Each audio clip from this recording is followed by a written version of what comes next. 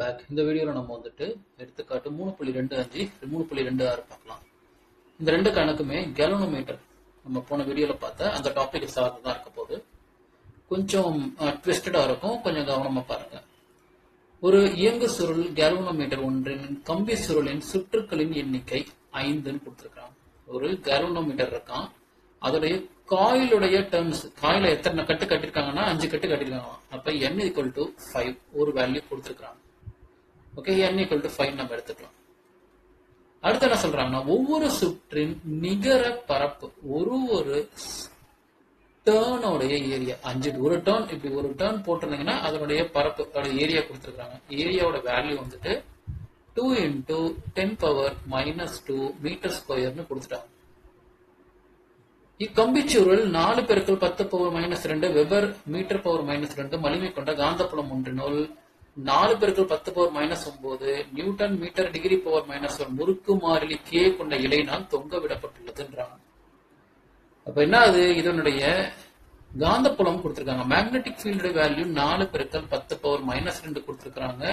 அதோடைய முறுக்கு மாறிலி, அதாவது நம்ம என்ன சொன்னோம், விலகிடுச்சு, கரண்ட் ஆஃப் பண்ணிட்டேன், இந்த விலகுல திருப்பி கொண்டு வரணும்னா கீழே இருக்கிற ஸ்ப்ரிங் வந்துட்டு ஹெல்ப் பண்ணி தான் திரும்பி வரணும். அந்த ஸ்ப்ரிங் எவ்வளவு தூரம் திரும்பணும்ன்ற மாறிலி கான்ஸ்டன்ட் வேல்யூ கொடுத்திருக்காங்க.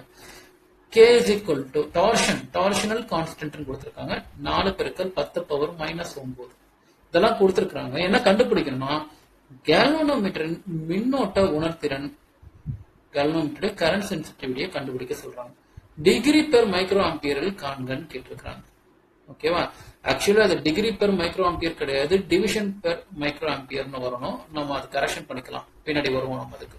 இப்ப நம்ம என்ன கண்டுபிடிக்கணும், கேல்வனோமீட்டருடைய உணர்திறன், மின்னோட்ட உணர்திறன் கொடுத்திருக்காங்க. கேல்வனோமீட்டரின் மின்னோட்ட உணர்திறன், அதாவது IS உடைய மதிப்பு கண்டுபிடிக்க சொல்றாங்க. இதோடைய ஃபார்முலா 1/G நம்ம ஏற்கனவே பார்த்திருக்கிறோம். G மதிப்பை நேரடியா கொடுக்காம IA, B, K எல்லாம் கொடுத்திருக்காங்க. இதை வச்சு நம்ம கண்டுபிடிச்சிக்கலாம். Gக்கான இன்னொரு ஃபார்முலாவும் நமக்கு தெரியும். G நம்ம எப்படி எழுதலாம்னா K/NAB எழுதலாம். அப்ப இங்க 1/G கீழே K/NAB வந்துடும். அப்ப IS உடைய ஃபார்முலா என்ன ஆயிடுனா, 1 பெருக்கல் வகுத்தல பெருக்கலா மாத்தினா தலைகீழ் மதிப்பு ரிவர்ஸ்ல எழுதணும், NAB/K வரும். அதாவது இதோட ஃபார்முலா NAB/K. அப்ப IS உடைய மதிப்பு Nன்றது 5ன்னு கொடுத்திருக்காங்க. பரப்பு Aன்றது ஒரு சுற்றுடைய பரப்பு 2 × 10⁻⁻2. சோ 2 × 10⁻⁻2 பெருக்கல் காந்தப்புலத்துடைய மதிப்பு மேக்னெட்டிக் ஃபீல்ட் 4 × 10⁻⁻2 கொடுத்திருக்காங்க. 4 × 10⁻⁻2 வகுத்தல் k ஓட வேல்யூ பாத்தீங்கன்னா 4 × 10⁻⁻9. சோ 4 × 10⁻⁻9. 4 4 அடிச்சிட்டீங்கன்னா அப்ப என்ன இருக்கும் மீதி, IS = 5 2 10, 10 பெருக்கல் மேல வந்து 10 -2 -2 -4 ஆயிடும். கீழே இருக்கிற -9 மேல போச்சுன்னா +9 ஆயிடும். அப்ப என்ன ஆயிடும் பாத்தீங்கன்னா,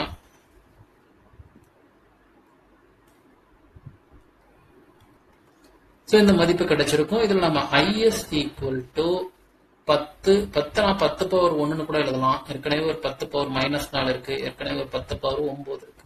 IS = 10, 9 1 10, 10 4 போச்சுன்னா 6 வரும். அப்ப இதுக்கு என்ன அர்த்தம், IS அதாவது மின்னோட்ட உணர்திறன், கரண்ட் சென்சிட்டிவிட்டின்னா என்ன அர்த்தம், ஓரளவு சும்மா 1 மில்லிஆம்பியர் கரண்ட் கொடுத்தா எவ்வளவு தூரம் விலகல் அடையும், எவ்வளவு தூரம். ஃபார் எக்ஸாம்பிள் சின்னதா ஒரு கரண்ட் கொடுக்குறேன், ஆரம்பத்துல 0ன்ற மதிப்புல இருந்து இப்ப இவ்வளவு தூரம் அந்த நீடில் நகர்ந்துருந்துச்சுன்னா இதனுடைய மதிப்பு தான் நம்ம மின்னோட்ட உணர்திறன் அல்லது கரண்ட் சென்சிட்டிவிட்டி அப்படின்னு பார்த்தோம்.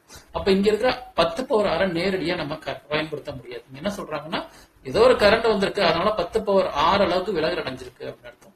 நமக்கு என்ன தேவை, ஒரு அலகு கரண்ட், ஒரு அலகு கரண்ட்ன்றதுனால IS = நம்ம என்ன பண்றோம், ஓரளவு கரண்ட்ல எவ்வளவு வருதுன்றப்ப இது நம்ம 1/10⁻6 எடுத்துக்க போறோம்.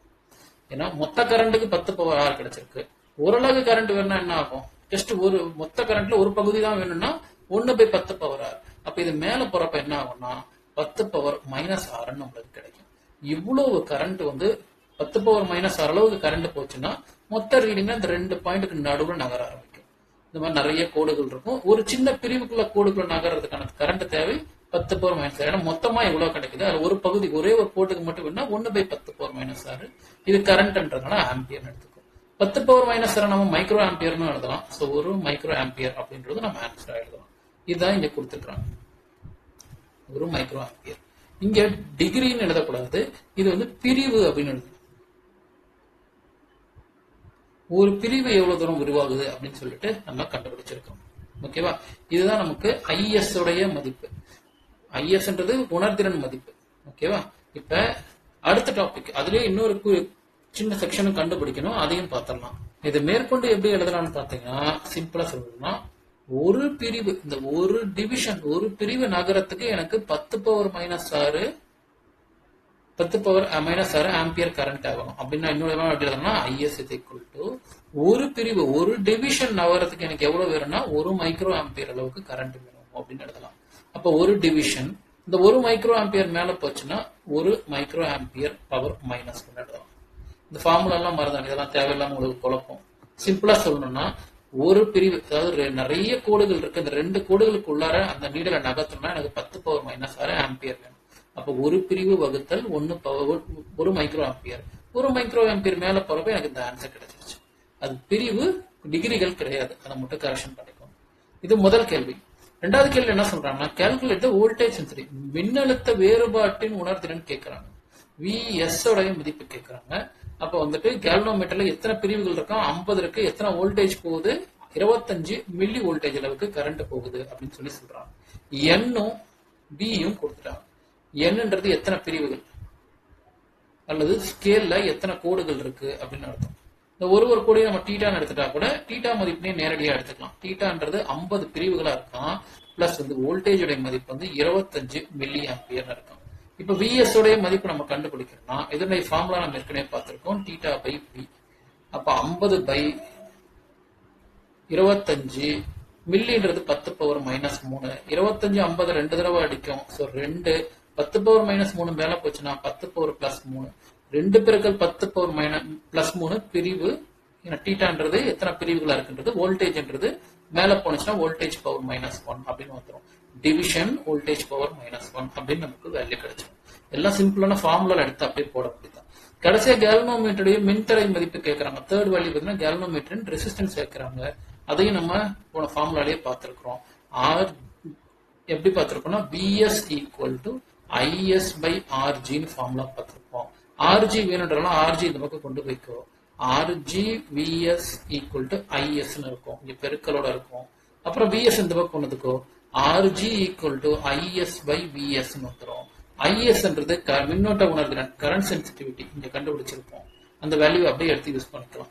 10 பவர் இங்க இருக்கு பாருங்க, 10 பவர் 6 பிரிவு பெர் ஆம்பியர். ஐஎஸ் இங்க கண்டுபிடிச்சிருக்கோம் பாருங்க, 10 பவர் 6 இருக்கு இல்லையா, இதை எடுத்துக்கலாம். ஸோ இந்த மதிப்பு அப்படியே எடுத்துக்கோங்க.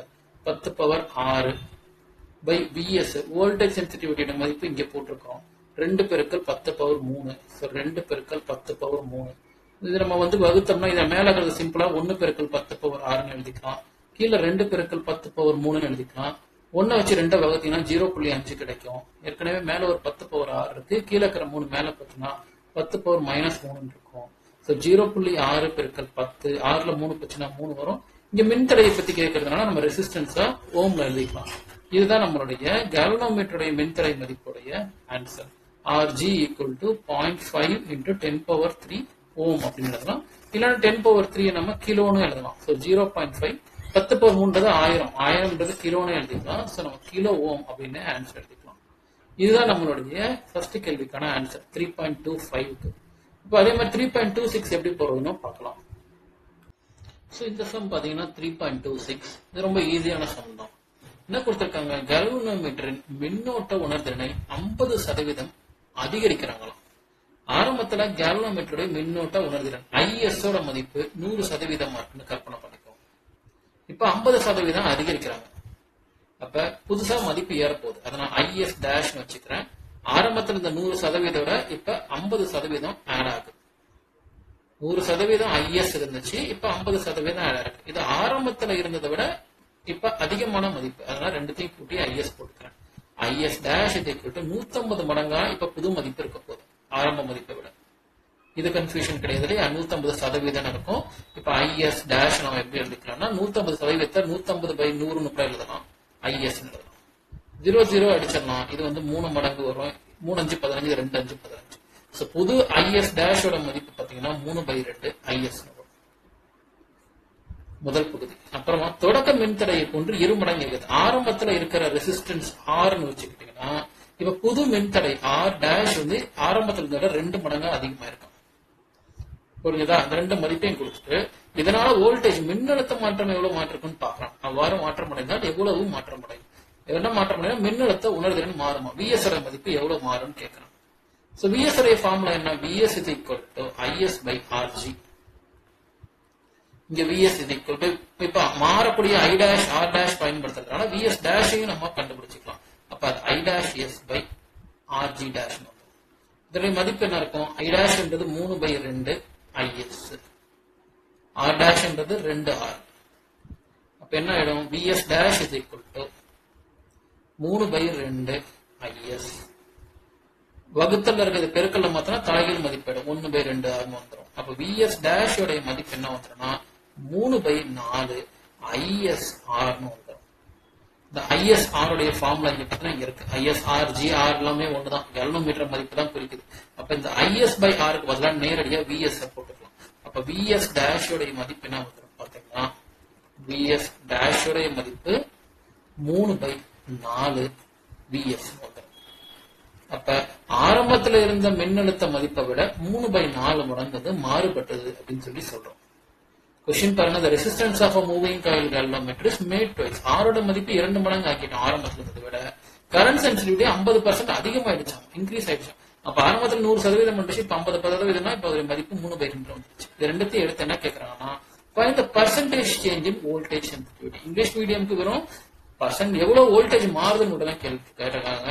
தமிழ் மீடியம்க்கு மாறுமா, மாறினா எவ்வளவு மாறும்னு கேட்டிருக்காங்க. ஆமா மாறுது. ஏன்னா விஎஸ் உடைய மதிப்பு எப்படி இருக்குன்னு பாத்தீங்கன்னா VS dash is equal to 3/4 மடங்கு விஎஸ். விஎஸ் விட ஏதோ ஒரு மதிப்பு மாற்றம் அடையுது. இப்ப எவ்வளவு மாற்றம் அடையுதுன்னு கண்டுபிடிக்கிறப்ப ஆரம்ப மதிப்பு மைனஸ் இறுதி மதிப்பு. ஆரம்பத்துல விஎஸ் இருந்திருக்கும், அப்புறம் விஎஸ் டேஷ் இருந்திருக்கும், வகுத்தல் ஆரம்ப மதிப்பு. இதுதான் எல்லாத்துடைய ஃபார்முலாமே. ஒரு பொருள் எவ்வளவு மீதி இருக்கு இல்ல எவ்வளவு வந்து தீர்ந்து போயிருக்குன்னு கண்டுபிடிக்கணும்னா ஆரம்ப மதிப்பு மைனஸ் இறுதி மதிப்பு பை ஆரம்ப மதிப்பு. பர்சன்டேஜ்ல வேணா 100 பெருக்கிக்கோங்க, அவ்வளவு. இது போட்டுட்டீங்கன்னா இதை வச்சு நீங்க ஃபார்முலா ஆன்சர் கண்டுபிடிச்சிக்கலாம். என்ன வரும்னு பாத்தீங்கன்னா விஎஸ் அப்படியே வச்சுக்கோங்க, மைனஸ் விஎஸ் டேஷ் உடைய மதிப்பு என்ன 3/4 விஎஸ் வகுத்தல் விஎஸ் இன்டு 100%. ரெண்டுத்திலையும் விஎஸ் பொதுவா வெளில எடுத்துடலாம். அப்ப இந்த விஎஸ் உள்ள போயிடுச்சுன்னா 1 மைனஸ் 3/4 மேல இருக்கும், கீழே ஒரு விஎஸ் இருக்கும், பெருக்கல் 100% இருக்கும். விஎஸ்சியும் அடிச்சிடலாம். 4 1 4 4ல 3 போச்சுன்னா 1/4 பெருக்கல் 100ன்னு வந்துடும்.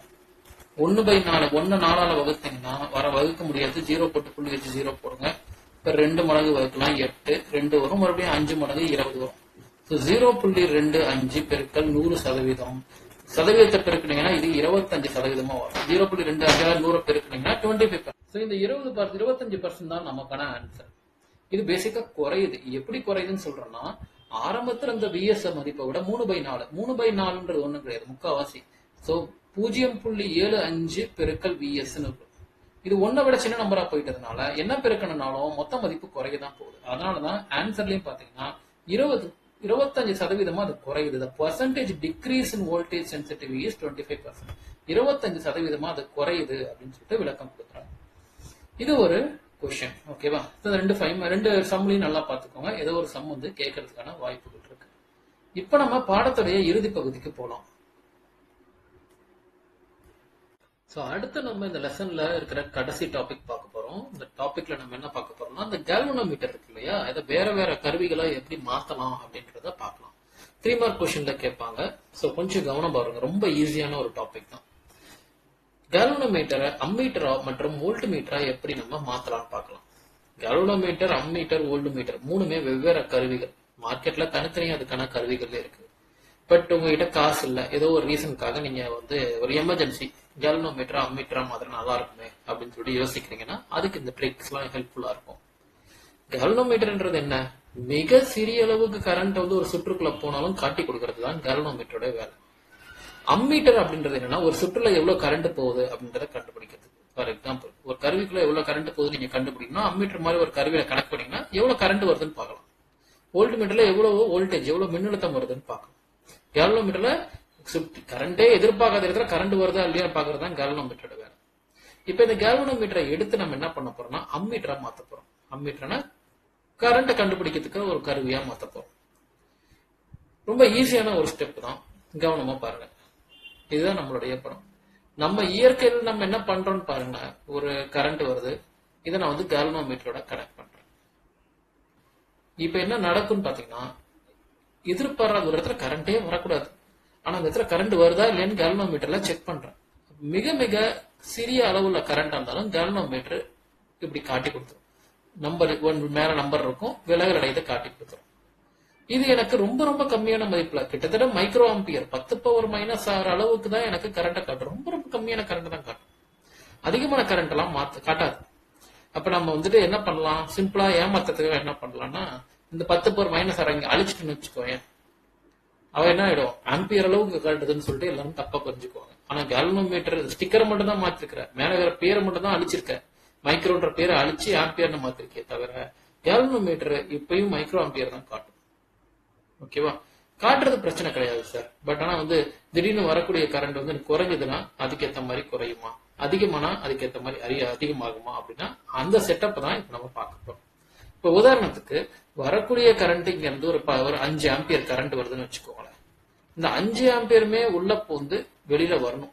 ஏன்னா நான் என்ன பண்றேன், கரண்ட் வருதான்னு தான் செக் பண்றேன். கரண்ட் வருதான்னு செக் பண்ற கருவி நான் அனுப்ப கரண்டை யூஸ் பண்ணிக்க கூடாது. நான் 5 ஆம்பியர் கரண்ட் கொடுக்கறேன்னா அது ஒரு 0.1 ஆம்பியரை பயன்படுத்திக்கலாம். ஆனா மீதி இருக்க 4.99 எனக்கு இந்த பக்கம் வந்தாகும். இங்க கொடுக்கறது அப்படியே இந்த பக்கம் வந்தாகும். 5 ஆம்பியர் கரண்ட் நான் கேல்வனோமீட்டருக்கு அனுப்புறேன்னு வச்சுக்கோங்க, புகைஞ்சிரும். ஏன்னா அதனுடைய சக்தியே 10⁻⁻⁶ மைக்ரோ ஆம்பியர் அளவுக்குள்ள வர கரண்ட் தான் அது வந்துட்டு தாங்கிக்கூடிய சக்தியா இருக்கும். அதுல போயிட்டு நீ என்ன பண்ற, 5 ஆம்பியர் அளவு கரண்ட் கொடுக்குறப்ப அது வெடிச்சிடும். அப்ப 5 ஆம்பியரும் முழுசா உள்ள போக கூடாது. அதே சமயத்துல அது 5 ஆம்பியர் மாதிரி காட்டணும் அப்படின்னா என்ன பண்ண போறோம்னா, இதுக்கு பக்கத்திலேயே இதுக்கு இணையா இதுக்கு பேரலா ஒரு மின்தடைய கனெக்ட் பண்ண போறோம். அப்ப என்ன ஆகும், 5 ஆம்பியர் கரண்ட் இந்த முனையில வர்றப்ப என்ன ஆகும்னா, ரெண்டா பிரிக்கிறேன். தம்பி நீ கேல்வனோமீட்டர்ல வழக்கமா போகக்கூடிய நீ வந்து ஒரு 0.1 மைக்ரோ ஆம்பியர் மட்டும் போ, மீதி இருக்க மொத்தமும் இந்த பக்கம் போயிடுன்ற 4.99 ஆம்பியர் இந்த பக்கம் போடுறேன். ஓகே, அப்படின்னா அவன் கரண்ட் ரெண்டா பிரிய ஆரம்பிக்குது. இப்படி மேல பிரிய ஆரம்பிக்குது, இந்த பக்கம் பிரிய ஆரம்பிக்குது. மெஜாரிட்டி ஆஃப் கரண்ட் ஒரு மின்தடை வழியா போது இந்த பக்கம் வந்துருது. வெறிய சில கரண்ட் மட்டும் தான் உள்ள போகுது. ஓகேவா? இதன் மூலமா எனக்கு என்ன ஆகும்னா, இந்த கேல்வனோமீட்டர்ல இப்ப ஏவ அழிச்சிட்டேன் பாத்தியா, இப்ப அழிச்சிட்டாலுமே கூட கேல்வனோமீட்டர்ல உள்ள போறது என்னவோ 0.1 மைக்ரோ ஆம்பியர் தான். ஆனா எனக்கு முழு விலகலுமே அது காட்ட ஆரம்பிக்கும். இது எப்படி சார் பாசிபிள் அப்படின்னு நீங்க கேட்டீங்கன்னா, நம்மளுக்கு இந்த மின்தடை இதையும் சேர்த்தி தான் இப்ப நம்ம ஒரு கருவியா மாத்த ட்ரை பண்றோம். இது ரெண்டும் சேர்த்தி தான் எனக்கு அம்மீட்டர். ஓகேவா? இப்ப நீங்க என்ன பண்ணலாம் அப்படின்னு பாக்குறப்ப சிம்பிளா இந்த முனைக்கும் அம்மீட்டர் வேற ஒரு வெளியில இருந்து ஒரு அம்மீட்டர் கருவியை கொண்டு வந்து கனெக்ட் பண்ணீங்கன்னா அக்யூரேட்டா 5 ஆம்பியர் தான் காட்டும். இது வெளியில இருந்து கொண்டு வரதுக்கு புதுசா ஒரு கருவி கொண்டு வராம நான் என்ன பண்றேன்னா, உள்ளேயே அம்மீட்டர் மாதிரி ஒரு கருவியை உருவாக்குறேன். கேல்வனோமீட்டரையும் ஒரு மின்தடையும் துணை கொண்டு. ஓகேவா? அப்ப பெரும்பாலான கரண்ட் மின்தடை வழியா போது வெளில போயிடும். கேல்வனோமீட்டர்ல வழக்கம் போல சின்ன கரண்ட் தான் போகும். ஆனா கேல்வனோமீட்டர்ல இருக்க ரீடிங்ல மைக்ரோவை அழிச்சிட்டதுனால விலகல் எனக்கு 5 ஆம்பியர் தான் காட்டும். ஏன்னா இந்த முனைக்கும் எனக்கு ஒரே மதிப்பு தான் இருக்க போகுது, தாண்டி வந்தாலுமே கூட. சோ அதனால எனக்கு ஒரே அளவுக்கான கரண்ட் தான் காட்ட ஆரம்பிக்கும். கரண்ட் இங்க ரெண்டா பிரியுது. கேல்வனோமீட்டருக்குள்ள போகக்கூடிய கரண்ட் நான் ஐஜின்னு எடுத்துக்கிறேன், உள்ள வரக்கூடிய கரண்ட் ஐன்னு எடுத்துக்கிறேன். அப்ப மீதி கரண்ட் மேல என்ன போவோம், I-IGன்னு போகும். இந்த முனையிலேயே I-IG தான் வரும், இங்க IG வரும். இந்த முனைக்கு வர்றப்ப கடைசி இங்க வர்றப்ப I-IG பிளஸ் இந்த IG வர்றப்ப ரெண்டு ஐஜியும் அடிபட்டு போய் எனக்கு கரண்ட் மட்டும் உள்ள என்ன அனுப்பணும் அது மட்டும் எனக்கு வெளில வர ஆரம்பிச்சிடும். இதுதான் கான்செப்ட். ஓகேங்களா? ரொம்ப சிம்பிளானதுதான். இந்த ஷண்ட் இந்த மின்தடை இருக்கு பாத்தியா, இந்த மதிப்பை அட்ஜஸ்ட் பண்றது மூலமா, இந்த மதிப்பை நீங்க அட்ஜஸ்ட் பண்ணீங்கன்னா இங்க 5 ஆம்பியர் வந்துச்சுன்னா இங்கேயும் 5 காட்டுற 5 நம்பர் காட்டுற மாதிரி நம்ம மாத்த முடியும். இங்க 4 ஆம்பியர் வந்து இங்க 4 காட்டுற மாதிரி மாத்த முடியும். நம்பரை மாத்துறதுக்கு இந்த மதிப்பு ரொம்ப ரொம்ப முக்கியம். இது கரெக்டான மதிப்பு எடுத்தீங்கன்னா உள்ளயும் உனக்கு சரி விகிதத்துல உனக்கு காட்ட ஆரம்பிக்கும். ஏன்னா நம்ம ஃபார்முலா தெரியும், எவ்வளவு தூரம் இது விலகல் அடையும்னா theta is proportional to current. நீ எவ்வளவு கரண்ட் அனுப்புறியோ அதன் அளவுக்கு விலகல் அடையும். எவ்வளவு கரண்ட் உள்ள ஏத்துக்குதோ அந்த அளவுக்கு விலகல் அடையலாம். 5 ஆம்பியர் கரண்ட் கொடுத்தாலுமே இந்த மின்தடையை அட்ஜஸ்ட் பண்றது மூலமா இந்த விலகலை நான் கண்ட்ரோல் பண்ண முடியும், ஆங்கிளை நான் கண்ட்ரோல் பண்ண முடியும் அப்படின்னு சொல்றாங்க. இந்த மின்தடை இருக்கு பாத்தியா, எஸ்ன்றது, இதை நம்ம ஷண்ட் ரெசிஸ்டன்ஸ்னு கூப்பிட போறோம். ஓகேங்களா? அல்லது இணைத்தட மின்தடை அப்படின்னு கூப்பிடலாம். இணையா கனெக்ட் பண்ணிருக்கேன், இணை மின்தடையா கனெக்ட் பண்ணிருக்கேன். ஓகேவா? சோ ஒரு கேல்வனோமீட்டர் எப்படி அம்மீட்டரா மாத்தலாம், கேல்வனோமீட்டருக்கு இணையா ஒரு மின்தடையை கனெக்ட் பண்றேன், ஷண்ட் ரெசிஸ்டன்ஸை கனெக்ட் பண்றேன். இப்ப இதுக்கான ஃபார்முலா பார்க்கலாம். இப்ப கேல்வனோமீட்டர் உள்ள ஒரு சின்ன, எப்பயுமே எல்லா கருவிகளுக்குள்ளாரையும் ஒரு சின்ன மின்தடை இருக்கும், அதை நம்ம ஆர்னு எடுத்துக்கலாம். கேல்வனோமீட்டர் கொடுக்கறோம்னா ஆர்ஜி, அதுக்குள்ள போகக்கூடிய கரண்ட் ஐஜி. இந்த மின்தடையை நம்ம ஆர்எஸ் எடுத்துக்கலாம், ஏன்னா ஷண்ட் ரெசிஸ்டன்ஸ் அல்லது இணை மின்தடை இது, அதுக்குள்ள போகக்கூடிய கரண்ட் ஐ மைனஸ் ஐஜி. இந்த எப்படி இது அடிப்படையில் வேலை செய்யுதுன்னா, இந்த மின்தடை இருக்கு பத்தி அந்த எஸ், இது வந்து கேல்வனோமீட்டருக்குள்ள இருக்கிற மின்தடை மதிப்போட ரொம்ப சின்னதா எடுத்துக்கிறாங்க. அது என்ன பண்ணும் அப்படின்னா நிறைய அளவுக்கான கரண்டை தான் வழியா அனுப்பும். கேல்வனோமீட்டர் அனுப்புறதை விட நிறைய அளவுக்கான கரண்டை தான் வழியா அனுப்ப ஆரம்பிக்கும். அதே மாதிரி இந்த ரெண்டு புள்ளியில, இந்த புள்ளியிலையும் சரி, இந்த புள்ளியிலையும் சரி, இந்த புள்ளியிலையும் சரி, இந்த புள்ளியிலையும் சரி, ரெண்டுத்திலையும் மின்னழுத்தம் சமமா தான் இருக்கும். வோல்டேஜ் சேம் வோல்டேஜ் தான் இருக்கும். அதனால இந்த ஃபார்முலா எப்படி கொடுத்திருக்காங்கன்னா, கேல்வனோமீட்டரோட வோல்டேஜும் அந்த மின்தடையுடைய வோல்டேஜும் ரெண்டு சமம்ன்றாங்க. கேல்வனோமீட்டருடைய வோல்டேஜும் ஷண்ட்டுடைய வோல்டேஜும் சமம். ஓம் விதி நமக்கு தெரியும், V is equal to IR அப்படின்னு சொல்லிட்டு. அப்ப VG எப்படி எழுதலாம்னா IGRG எழுதலாம். VS அந்த ஷண்ட் மின்தடைக்குள்ள போக கரண்ட் I மைனஸ் ஐஜி. அப்ப இங்க I மைனஸ் ஐஜி, இங்க ஷண்ட் ரெசிஸ்டன்ஸ் இணை மின்தடைய S னு குறிப்பிடும். இப்ப S தான் நமக்கு வேணும்னா இதெல்லாம் நம்ம கொண்டு போய்க்கோங்க, இல்ல ஐஜி தான் வேணும்னா அதுக்கேற்ற மாதிரி மாத்தி எழுதிக்கலாம். இங்க நம்ம புக்ல வந்து ரெண்டு ஃபார்முலாவும் கண்டுபிடிச்சிருக்காங்க. ஃபர்ஸ்ட் ஐஜியை கண்டுபிடிச்சிக்கலாம். ஐஜி மட்டும் வேணா எல்லா ஐஜி ஒரு பக்கம் கொண்டு வாங்க. அப்ப ஐஜி ஆர்ஜி ஈக்குவல் டு ஐயும் எஸ் பெருக்கணும் ஐஎஸ் வந்துடும், ஐயும் ஜிஎஸ் பெருக்கணும் மைனஸ் ஐஜிஎஸ் வந்துடும். இந்த ஐஜிஎஸ் இந்த பக்கம் போச்சுன்னா IGRG plus IGS equal to IS வரும். இதுல ஐஜி மட்டும் பொதுவா வெளில எடுத்துட்டீங்கன்னா RG plus S equal to IS வரும். ஐஜி மட்டும் அப்படியே வச்சுட்டு மீதி மதிப்புகளாம் ஈக்குவல் டு அந்த பக்கம் கொண்டீங்கன்னா ஐஎஸ் வகுத்தல் ஆர்ஜி பிளஸ் எஸ் வரும். இது முதல் ஃபார்முலா. ஒருவேளை எஸ் எனக்கு வேணும்னா ரொம்ப சிம்பிள், இந்த ஐ மைனஸ் ஐஜி இந்த பக்கம் கொண்டு போயிட்டீங்கன்னா S is equal to IG வகுத்தல் ஐ மைனஸ் ஐஜி வரும். ரெண்டு மதிப்புமே நமக்கு கிடைக்கும். இதுல மெயினான க்ளூ என்னன்னா, ரெண்டுமே பேரலா இணையா கனெக்ட் பண்ணும். இந்த எஸ்ஸோட மதிப்பு ஜியோடைய மின்தடையை விட ரொம்ப ரொம்ப ரொம்ப சின்ன மதிப்பா இருக்கும். அப்பதான் மேல நிறைய கரண்ட் எடுத்துட்டு போயிட்டு கேல்வனோமீட்டர்லயே கொஞ்சோண்டு கரண்ட் இருக்கும்.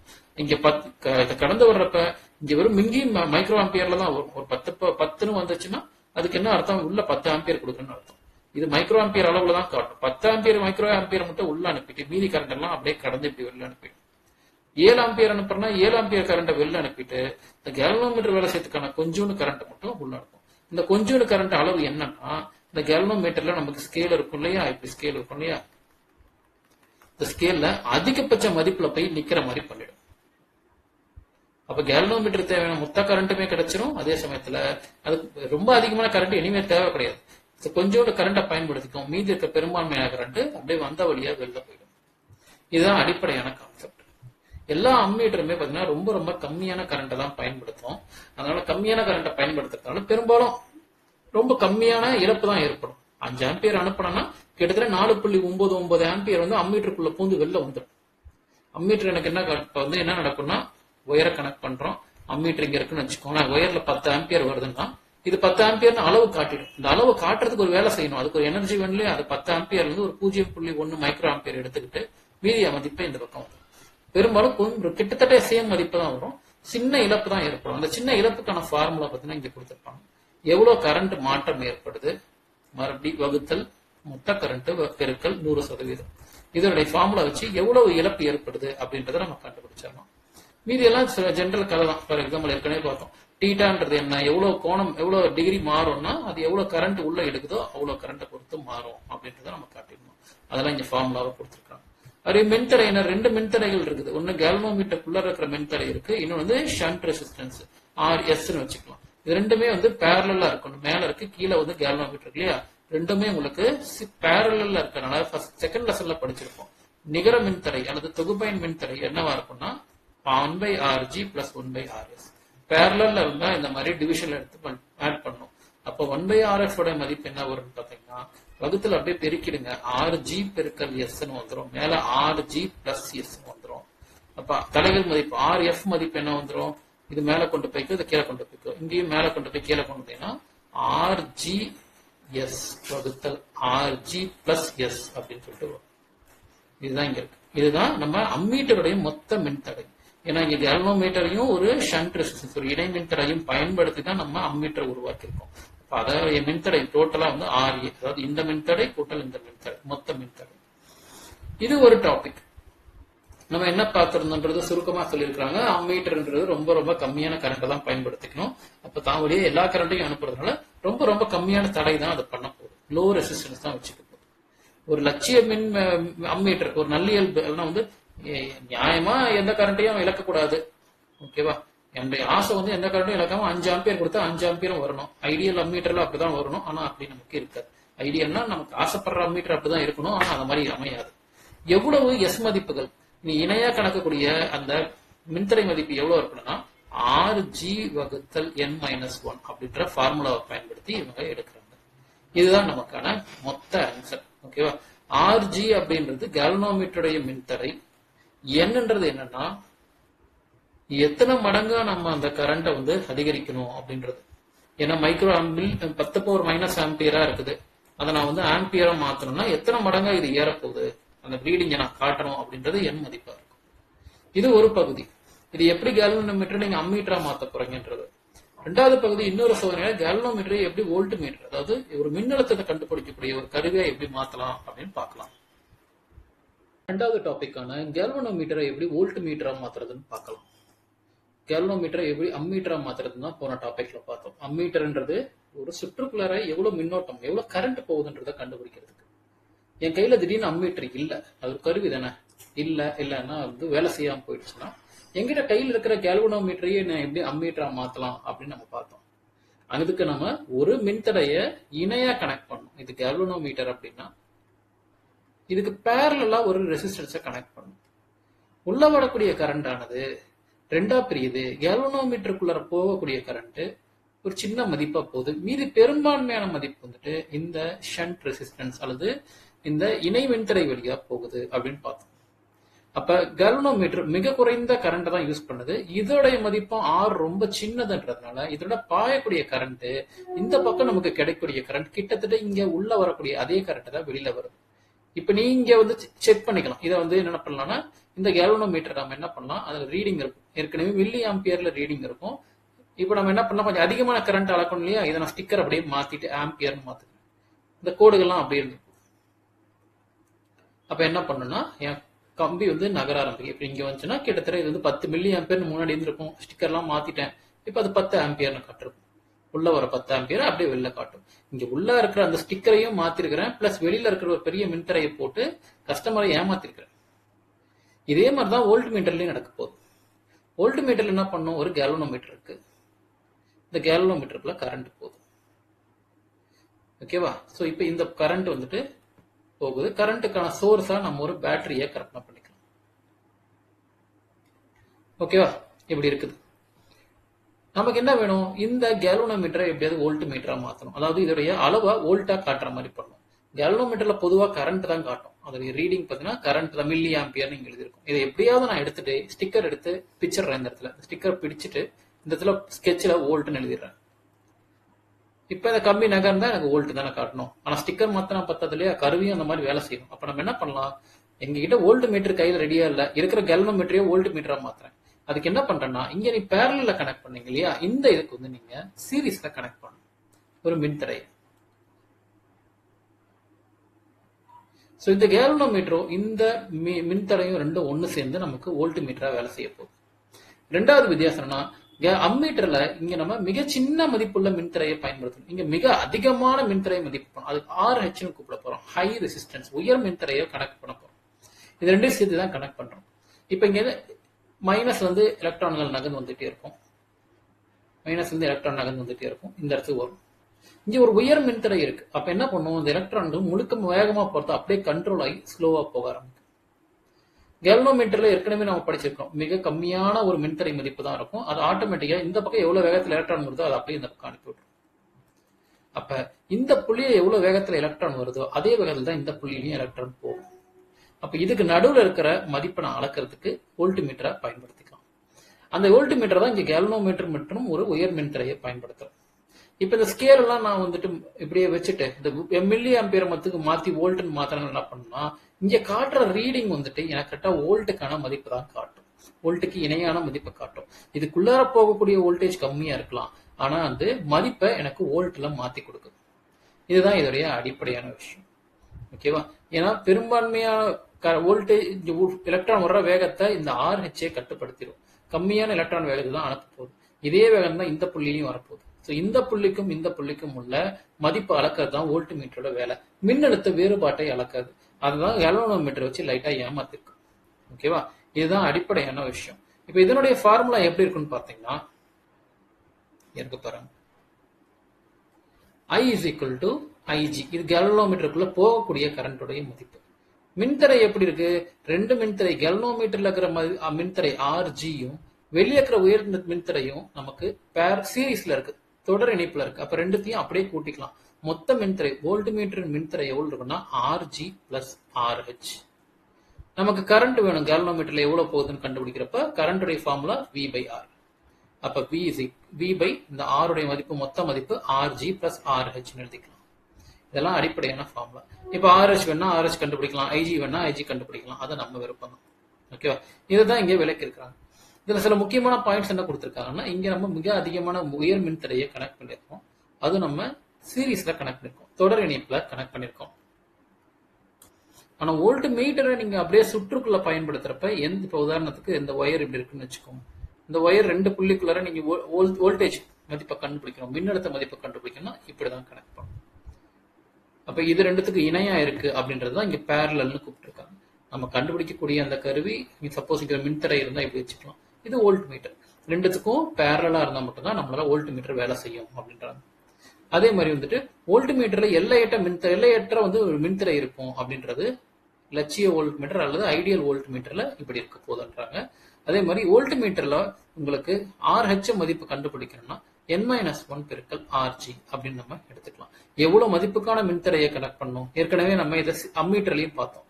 RH S is equal to RG by N-1 ஷண்டோட மதிப்பு, அந்த இணை மின்தடையுடைய மதிப்பு கண்டுபிடிக்கிறதுக்கான ஃபார்முலா. அதே மாதிரி இங்க தொடர் மின்தடையை கண்டுபிடிக்கிறதுக்கான ஃபார்முலா வந்து இந்த ஃபார்முலாவை பயன்படுத்தணும். இதெல்லாம் அடிப்படையா நம்ம தெரிஞ்சுக்க வேண்டிய விஷயம். சோ வோல்ட் மீட்டர் அம்மீட்டர் ரெண்டுமே வெவ்வேறு கருவிகள் வந்து மார்க்கெட்ல இருக்கிறது. அதை நம்ம எப்படி கண்டுபிடிக்கலாம், அல்ல எப்படி ஒரு கேல்வனோமீட்டர் நீங்க வோல்ட் மீட்டரா மாத்தலாம், அம்மீட்டரா மாத்தலாம்ன்றதான் இங்க பார்த்திருக்கோம். கேல்வனோமீட்டர் அம்மீட்டரா மாத்தணும்னா ஒரு மின்தடைய பக்க இணைப்புல உங்களுக்கு பக்க இணைப்புல நீங்க கனெக்ட் பண்ணணும்.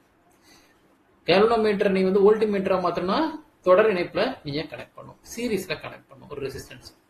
இப்படிதான் இது வேலை செய்யுது. இந்த ரெண்டு ஃபார்முலாவும் பார்த்துக்கோங்க. S உடைய ஃபார்முலா கொடுத்துருக்காங்க. S ஓட ஃபார்முலா என்ன பார்த்திருந்தோம்? RG by N-1 பார்த்திருந்தோம்.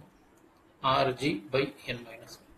H ஓட ஃபார்முலா RH தொடர் அல்லது உயர் மின்தடையுடைய மதிப்பு என்ன பார்த்திருக்கோம்? N-1 பெருக்கல் RG. இந்த ரெண்டு ஃபார்முலாவும் உங்களுக்கு 1 மார்க்லயோ அல்லது 2 மார்க்லயோ உங்களுக்கு கேட்பாங்க. சோ இதை நல்லா பார்த்துக்கோங்க. அடிப்படையில கேல்வனோமீட்டர்ல என்ன நடக்குது அப்படின்னு நீங்க பாத்தீங்கன்னா, இங்க வேணா மறுபடியும் எக்ஸ்பிளைன் பண்ற பாருங்க. ஒரு கேல்வனோமீட்டர் நீங்க கனெக்ட் பண்றீங்க, ஒரு உயர் மின்தடை ஹை ரெசிஸ்டன்ஸை கனெக்ட் பண்றீங்க. இப்படிதான் இருக்கு உங்களுடைய சர்க்கியூட். நீங்க இந்த பக்கம் வர்றப்ப இங்க ஒரு 10 வோல்ட் வருதுன்னு வச்சுக்கோங்களேன் உதாரணத்துக்கு. இந்த மின்தடை என்ன பண்ணும்னா இந்த 10 வோல்ட்டையும் உள்ள அனுப்பாது, மின்தடை தடுக்கும். ஒரு உதாரணத்துக்கு இந்த இடத்துல உங்களுக்கு 1 வோல்ட் தான் வருதுன்னு வச்சுக்கோங்க. ஓகேவா? இந்த இடத்துல 1 வோல்ட் தான் வருது, அது கேல்வனோமீட்டர்ல போகுது. கேல்வனோமீட்டர்ல போறப்ப இதெல்லாம் உங்களுக்கு மில்லி ஆம்பியர்ல இருக்கும். நான் என்ன பண்றேன், ஸ்டிக்கரை மட்டும் வோல்ட்னு மாத்திடுறேன். அப்ப கேல்வனோமீட்டர் உள்ளுக்குள்ளார கரண்டோடைய மதிப்பை காட்டினாலும் ஸ்டிக்கரை கழட்டிட்டதுனால வெளியில இருந்து புதுசா நீங்க பாக்குறப்ப அது வோல்ட் மீட்டரை காட்டுற மாதிரி இல்ல வோல்டேஜை காட்டுற மாதிரி உங்களுக்கு வேலை செய்யும். சோ 1 வோல்ட்டுக்கு இணையான இங்க மதிப்பு காட்டும், இப்படி காட்டும். ஐடியலா அங்க மில்லி ஆம்பியர் கணக்கு தான் காட்டுது. நான் மில்லி ஆம்பியர் அளவு தான் உள்ளே அனுப்புறேன். ஆனா எனக்கு பின்னு மாத்தினதுனால வோல்டேஜோடைய மதிப்பு ஆம்பியருக்கு இணையானதா காட்ட போகுது. இவ்வளவுதான் இங்க கான்செப்ட். நம்ம இந்த வீடியோ இங்க ஸ்டாப் பண்ணலாம். இந்த லெசன் இந்த வீடியோட முடிஞ்சிருச்சு. ஸோ இந்த வீடியோவில் பார்த்த டாபிக் உங்களுக்கு ஏதாவது புரியல அப்படின்னா எனக்கு கமெண்ட்ல போடுங்க. இல்லை உங்களுக்கு புரிஞ்சிருந்துச்சுன்னா இந்த வீடியோவை லைக் பண்ணுங்க, ஷேர் பண்ணுங்க, சப்ஸ்கிரைப் பண்ணுங்க, தொடர்ந்து பாருங்க. தேங்க்யூ. பாய்.